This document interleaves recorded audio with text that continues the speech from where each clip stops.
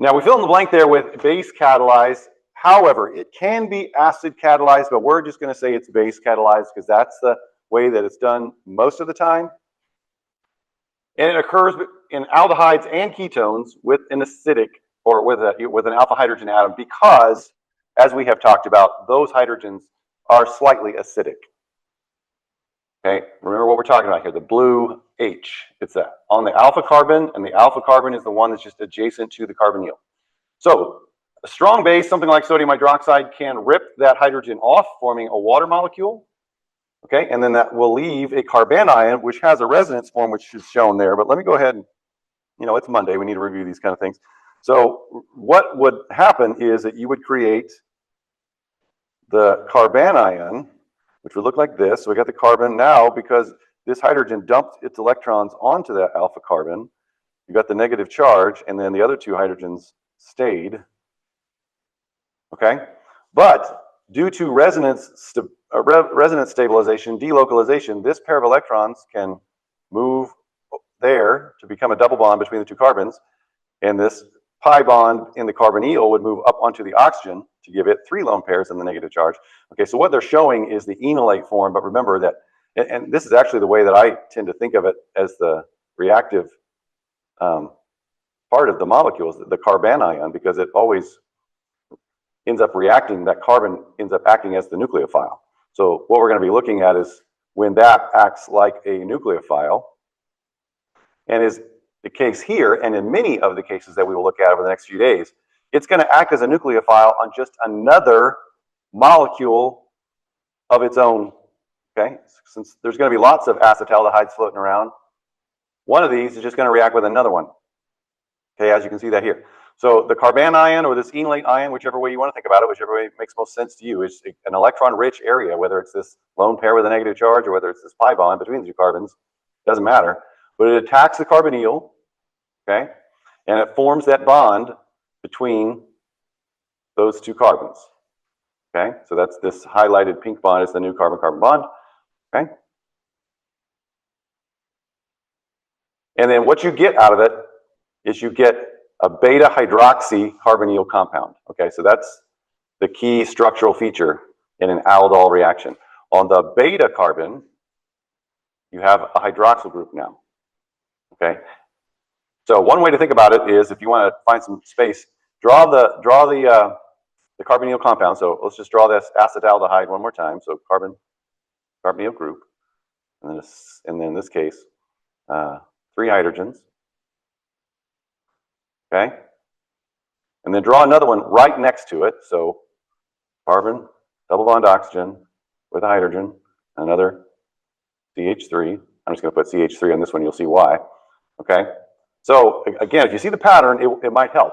Learning the mechanisms is important, but if you have that level 1 knowledge of just knowing, okay, these two things react to get these products, and you're able to do that successfully, then really you understand it.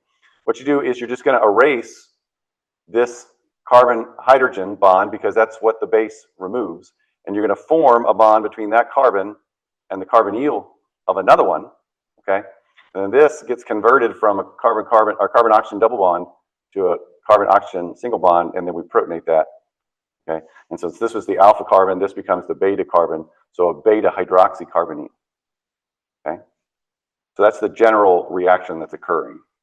Just write 2 of them next to each other, get rid of one of the hydrogens, and I guess you could say that it ultimately ends up on the other oxygen, right? It's like that hydrogen got moved over onto this oxygen, and then you form a bond between those 2 carbons, one of them acting as the nucleophile and the other carbon acting as the electrophile. Okay, so why do we call them that? Well, it's again, chemists like to make up these clever names. Well, since in this case it involves an aldehyde, it doesn't have to involve an aldehyde. They're just the most reactive in this way. So that's where the ALD comes from. And then the OL, that's that suffix that we've been putting on alcohol. So since this product has both the aldehyde functional group and the alcohol functional group, somebody came up with the name aldol.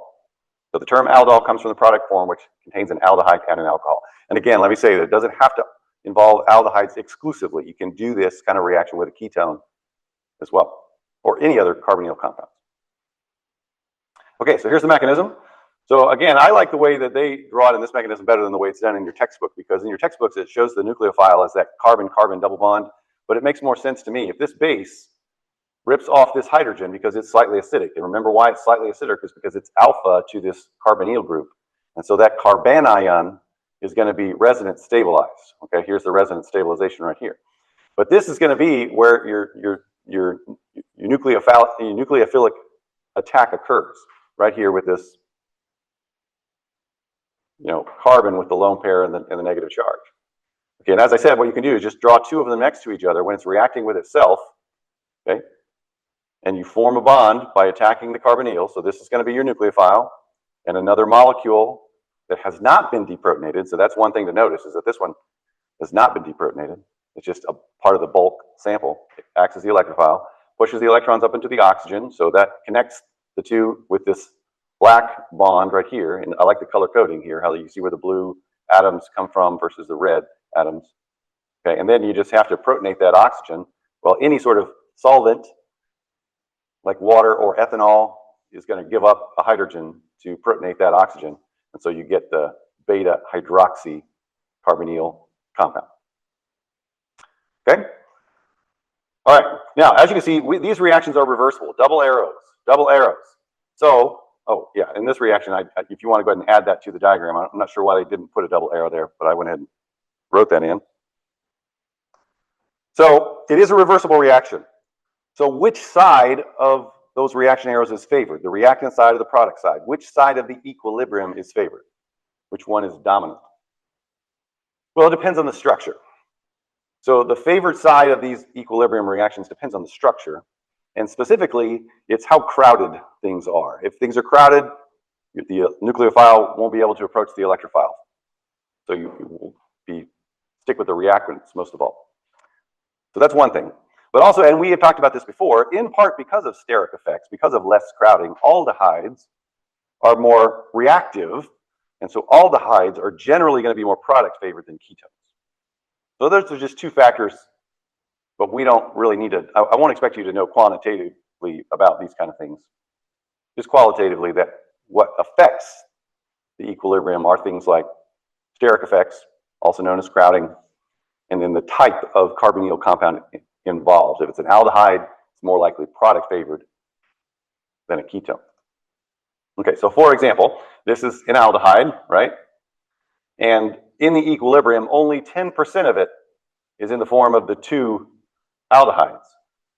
90% of it react through this aldol reaction mechanism to give you the beta hydroxy carbonyl compound, okay? Alpha, beta, okay? That's with an aldehyde, but now with a ketone, you can see it's just the opposite. So because these are, secondary positions, there's more crowding, there's carbons there, ketones are less reactive, so only 22% of it will be in the product form. It's more reactant favored. All right, so let's do one of these as an example. So we want to predict the aldol reaction of this. Okay, well, one thing I want to note here is that the conditions that we're going to subject this to is, first of all, we're going to have a small amount. So let's say 0.05 equivalents, EQ, just an abbreviation for equivalence, of sodium ethoxide. So Na plus, and then OCH2, CH3 minus. Okay, so sodium ethoxide, that's our base, that's our strong base. And then we're going to put that in ethanol. So that's going to be an HOCH2, CH3. Okay, so those are our reaction conditions. Okay, so one thing that I want to point out is that, and I'll erase this, so I don't draw this yet, but remember that what we have here is we have the alpha carbon, and so these hydrogens are slightly acidic. So we could have our base, our strong base, in this case, the OCH2, CH3, come along and grab one of those hydrogens, which is going to dump its electrons onto the carbon to produce the carbanion. Okay, so like I said, don't draw that because I've got to pop it up in here in just a second. I'll let you draw it. So this, and I want these two next to each other. That's part of the reason why I didn't want you to disturb the drawing on the left, because we're going to use it to trace out the reaction that occurs. But with one of these molecules, a hydrogen has been ripped off, and you're left with the carbanion that I've drawn to the right. So here we go. So now this is going to act as our nucleophile. If I could write. And this is going to act as our electrophile in this aldol reaction. So this, location here where we've got the lone pair of electrons and the negative charge, that's going to attack that carbonyl right there, because this has got the partial positive charge, it's got the partial negative charge, right? So it's going to attack the positively charged atom. Okay. And so because of that, a pair of electrons in this double bond with the oxygen are going to, because the carbon can't have 5 bonds, so it's going to push a pair of electrons up onto the oxygen. Okay, so then the product of that is, and now I am going to move away, I'm going to go back to the skeletal structure. So there's a CH3 and there's a CH2, there's a CH2, and there's the carbon from the carbonyl. Okay, and then let's draw that. So then I get the oxygen up here, and so now it has 3 lone pairs and the formal negative charge. Okay, and so this is my bond to the carbon that's been over here. So I'm going to go ahead and draw that one out. Okay, and so this is the hydrogen. And so now I've got this other ethyl group that I need to draw on that carbon. So this carbon is what attacked that carbonyl carbon. That's this bond right here. And so it also has an ethyl group on it. So I'll draw that ethyl group right there like that. Okay, but then this also is connected to this aldehyde functional group, which I'll draw over here. So there's the carbon with the double bond of the oxygen and the hydrogen. So I use the letters for the elements over here on this side, so you can kind of make the distinction about where things are coming from. Okay. And so now what's going to happen is, and I'm not using reversible arrows, but as we've shown before, these are all reversible reactions. So this can be like from another alcohol, ethanol. Remember, this is happening in ethanol. So that can grab that hydrogen, which dumps its electrons back onto the oxygen. Okay, and so our final product is just the same thing, but now that has been protonated. So that's cleaned up a little bit as well. So again, here's the alpha carbon, here's the beta carbon. So there's a beta hydroxy carbonyl compound. Now, like I said, it takes a little practice, but you'll get the feel for it as you do some practice. Oh yeah, you know what? I meant to bring those up. I apologize. I had to draw those on. I went to all the trouble of drawing those structures ahead of time, and I didn't use it. Oh well, it's all good. Okay. So I have a follow-on question, though, which actually isn't printed in your notes, but let's think about this, because this is a topic that we had in our last laboratory about atom economy, okay? Well, this one, it's not really a tricky question. It's just recognize that all of the atoms in these two go into this product, okay? So really, the atom economy is 100% here, okay? And that's something we're gonna, bring out again in just a little bit, so that's why I'm making the point now, just to recall that. All of the atoms in these two reactants end up in our final product. So once again, this is not necessarily done reacting, because what can happen after this is that you can condense that reaction, or that product can react even further to create this, a product like this. And we call this a carbonyl condensation reaction. Okay, so this would be an aldol condensation. So it's, by definition, a chemical reaction where 2 carbonyl compounds combine to form a larger molecule, often with the elimination of a small molecule like water. So in this case, the atom economy is not 100%. You spit out a water molecule. Okay, so what I would like for you to notice here, again, this will help you learn this. It's like, get your level 1 knowledge firm first before you start delving into the mechanistic details. But look what happens. So you have your carbonyl compound, and it forms a carbon-carbon double bond with another carbonyl compound. So what happens is these 2 hydrogens of one and the oxygen of the other form the water, okay? And then what you form also is this carbon, this alpha carbon, forms that double bond. It replaces the carbon-oxygen double bond with a double bond with this alpha carbon. Okay, so this would be your alpha carbon. Okay, so you get rid of these 2 hydrogens and the oxygen from the other carbonyl compound, and what was a carbon-oxygen double bond is now a carbon-carbon double bond. All right, now, why would this happen? Well, heat is often used. It's not used every time. There are several examples in the textbook and other places that you'll find that heat is not used. For example, when we did this reaction in the lab a couple weeks ago, we did not heat up the sample. But many times, heat will drive this process, and the reason why are, so just to say what happened was, again, this clever word, enone, we produced an enone. So where does that come from? Well, we've got the alkene, and ene, that was the suffix we were using for alkenes, right? And then one, well, that's like a ketone. Okay, so again, another chemistry clever word where we just kind of smash two functional groups together to come up with the name of this new functional group, the enone. So when you heat up these beta hydroxy aldehydes or ketones, they will spit out a water molecule in order to form an enone, where we have the double bond and the carbonyl. Okay. So why? Why would this reaction occur? Well, notice that in the product we have a conjugated diene. We've got that pattern of double bond, single bond, double bond. Okay, this is something that we looked at back in chapter 14. And one of the things that we said about these conjugated dienes, where you have that pattern of double bond, single bond, double bond, is that they're more stable. They are lower in energy. And that's one thing that nature likes. Nature likes things to be lowest energy, most stable. Okay, but we also said that a characteristic of this reaction is it spits out a water molecule. Okay, so it went from being one molecule to two. So that aldol that was created in the aldol reaction, that one molecule, after you heat it up, will split apart into two molecules. Okay, meaning that we have more products than we did reactants. If you look at it from the point of view of the aldol, okay, if you look at it from the point of view of the two, like the two aldehydes that you started with, it's even Steven. But if you isolate the aldol and heat it up, then you go from one reactant to two products. All right, so why is that important? Well, remember the second law of thermodynamics, something else that nature likes. Nature likes this that a spontaneous process is one that increases the entropy of the universe. So that entropy is larger when you have two products. If you have more products than you have reactants, that means you have an increase in the entropy. So the second law of thermodynamics is driving it as well.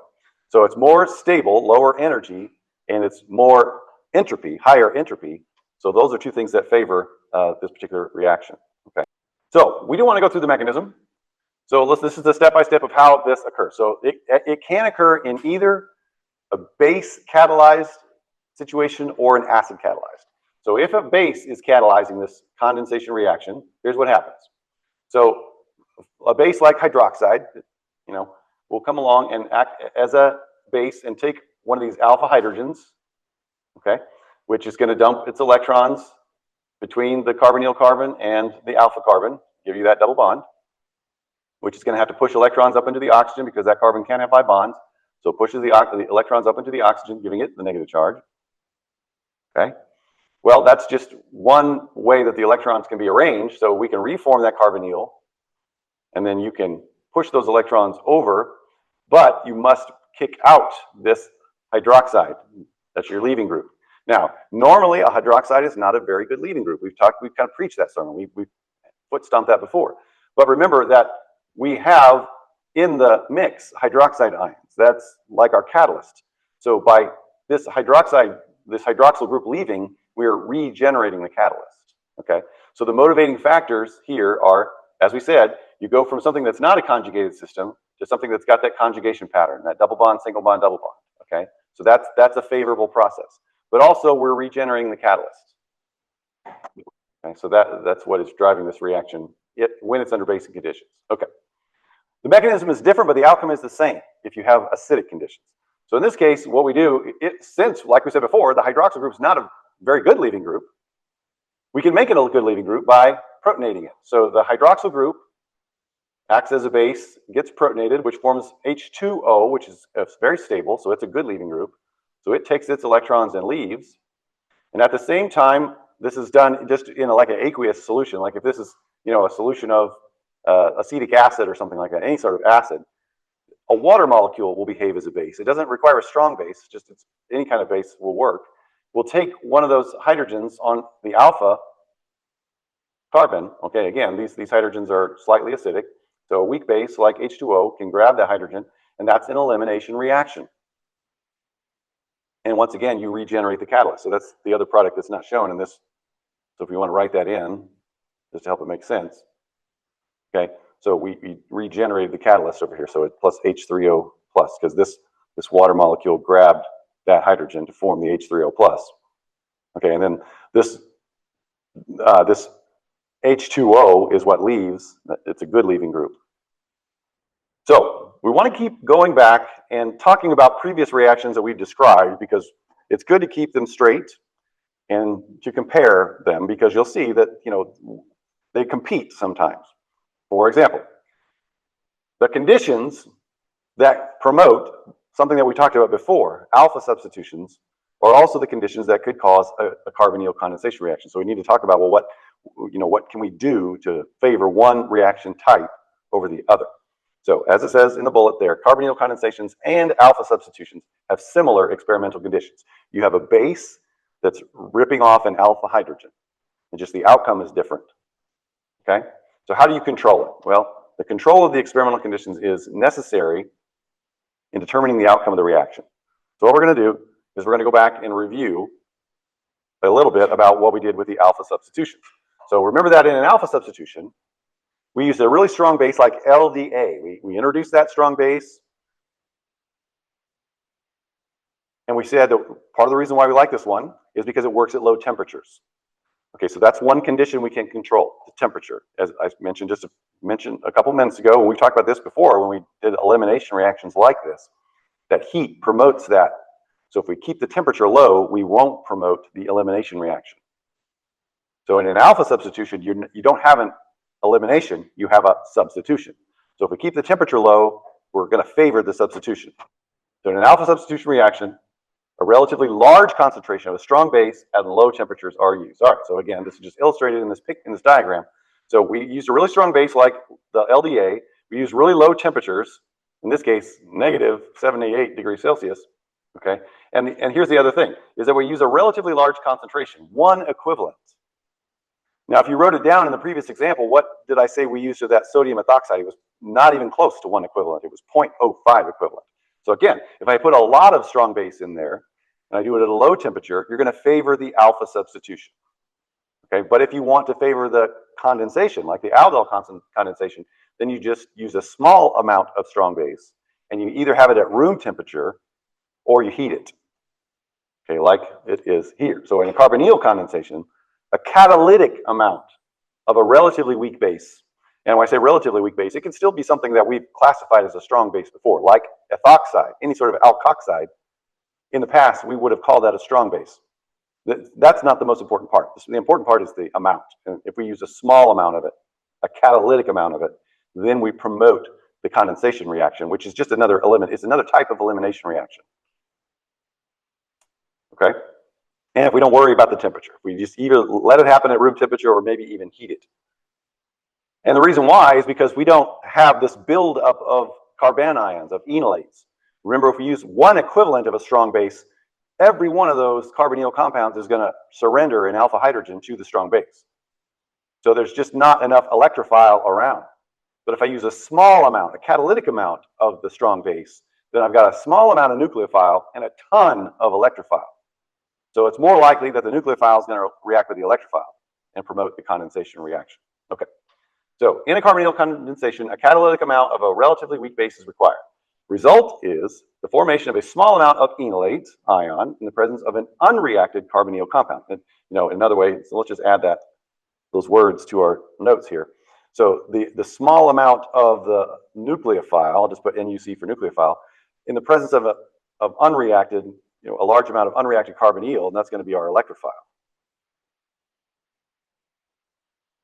Okay, so if we have a lot of electrophile around, then we can get that type of reaction that's shown here.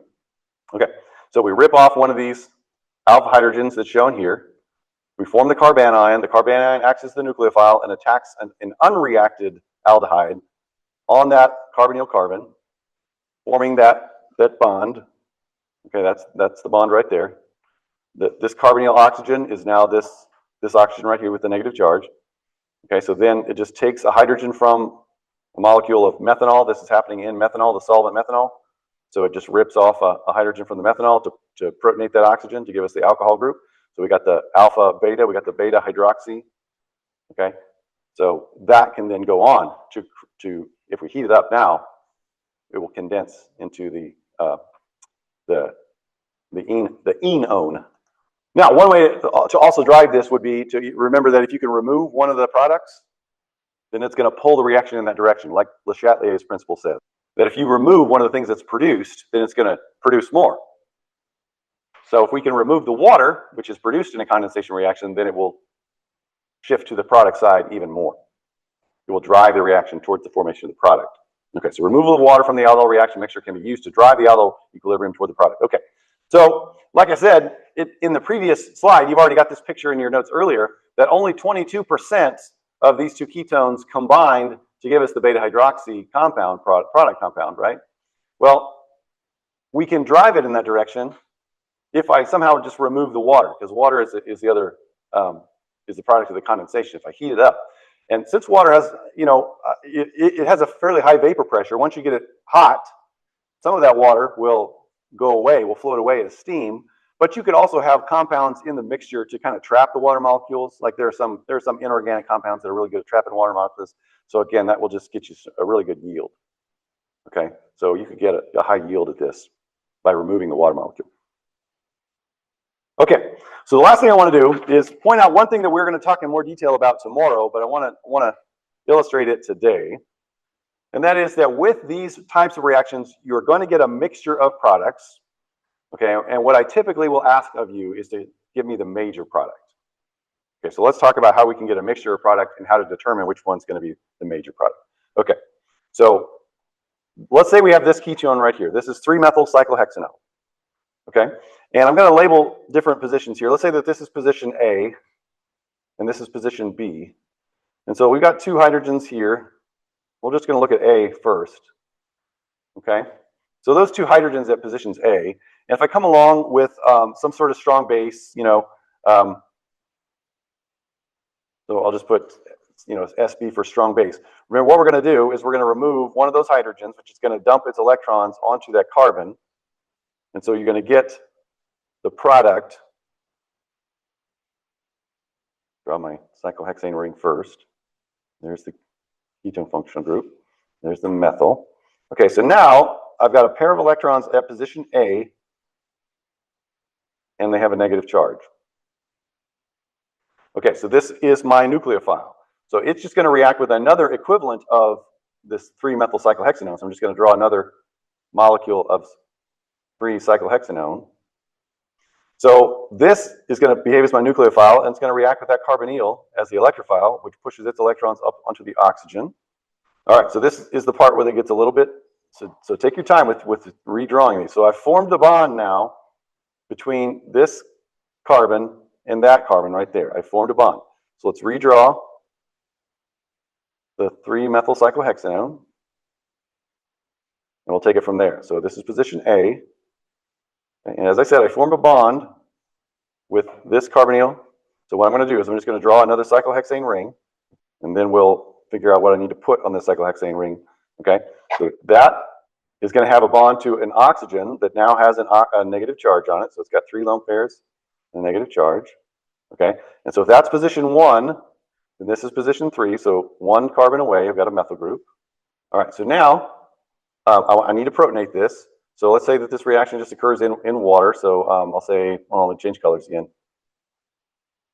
So I'll just put a water molecule out here just to keep it straight where things are coming from. And so this oxygen is going to take a hydrogen from the water molecule, which will dump its electrons onto that oxygen. Now our product is, if we just want to rewrite this. And so we also have let's see, which position am I concerned with here? So here, there is a hydrogen. So this carbon right here also has a hydrogen on it, which is an alpha hydrogen because it's next to a carbonyl. So that one's going to be slightly acidic. So that hydroxide ion that I generated earlier can now act as a strong base and grab that hydrogen, and it will dump its electrons there as this OH minus leaves. Okay, and I'm going to write heat here because we're going to heat this up and drive this elimination reaction. So one thing I need you to recognize though here, and this is where we will get to 2 potential products, because you can have rotation around this bond. Right, that's a single bond, so this group can rotate around freely, right? And so when we're going to form the alkene, we're going to form that double bond. So let's draw that first. There's that carbon-carbon double bond. Okay. And let's go ahead and draw the two cyclohexane rings.